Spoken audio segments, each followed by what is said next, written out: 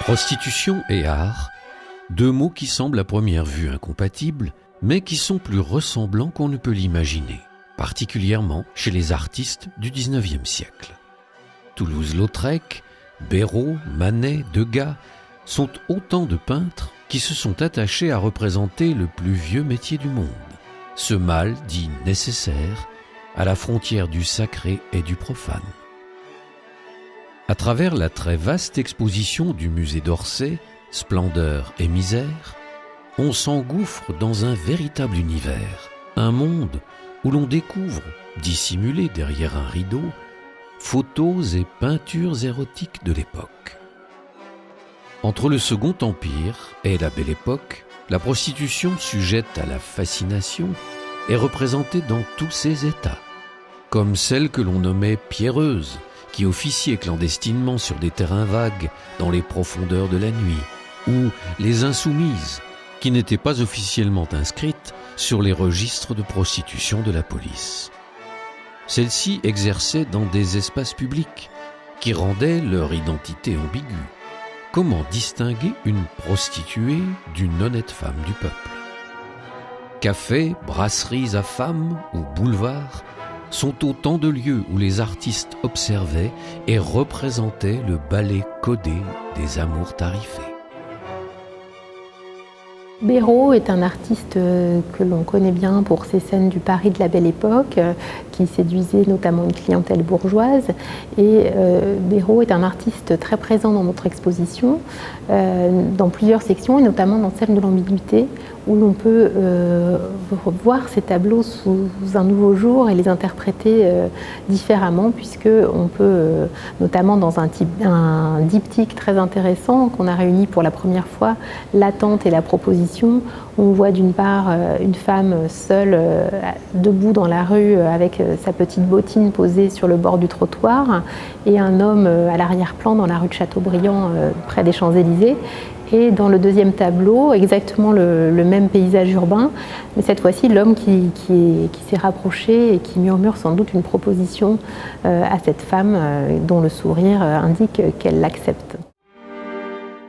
De la sphère publique au domaine privé, du boulevard à la maison close, les prostituées ne portent pas le même masque.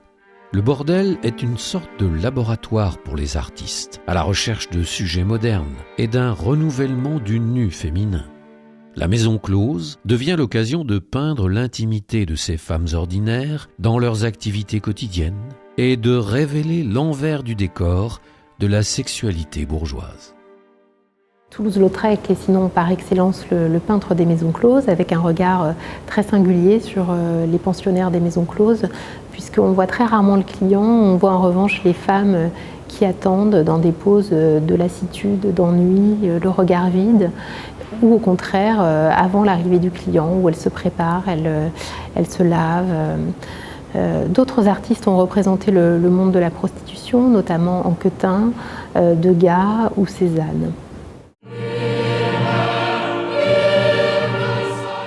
Certaines œuvres aujourd'hui célèbres ont beaucoup choqué l'opinion publique du XIXe siècle, car l'on croyait y voir une représentation de la prostitution dissimulée comme des tableaux blasphématoires.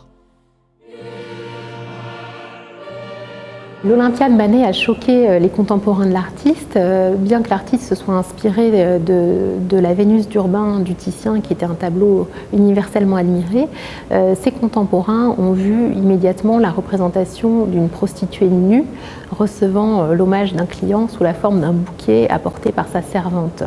Ce qui a choqué, c'est à la fois le sujet, mais aussi la manière de peindre de Manet, ses couleurs crues, son absence de modelé et l'absence de séduction de la figure qui regarde de manière pleine d'aplomb le spectateur. La présence du chat noir aussi a attiré tous les colibés des critiques, puisque le chat que Manet a rajouté à la toute fin de la conception de son tableau pouvait avoir dans le vocabulaire argotique des connotations sexuelles très franches, et on trouvait cela d'autant plus inconvenant d'avoir ajouté ce détail à un tableau qui déjà choquait par sa facture.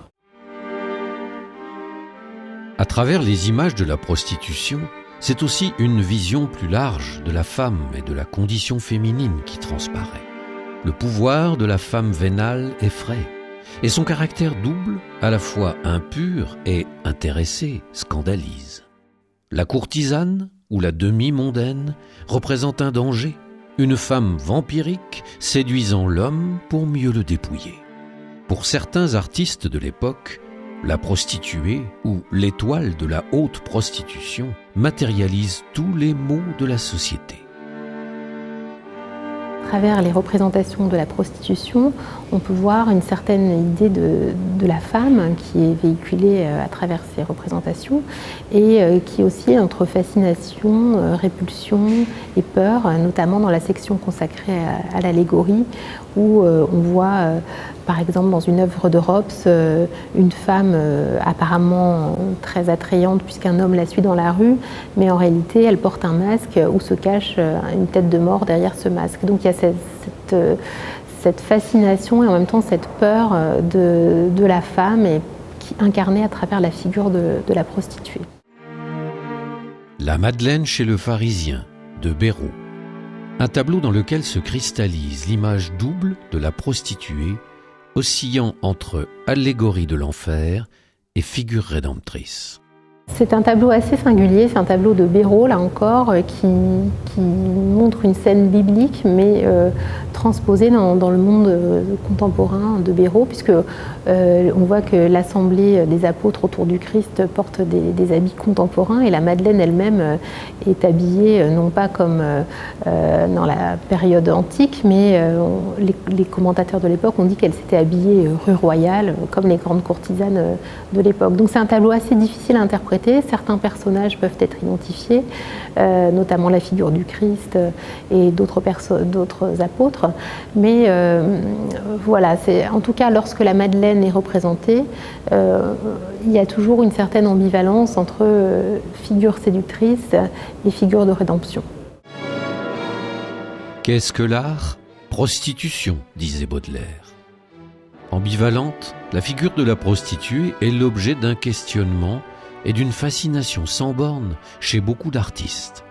Photographes, peintres, écrivains, dessinateurs, sculpteurs, tous ont été pris au piège dans la toile tissée par les belles de nuit.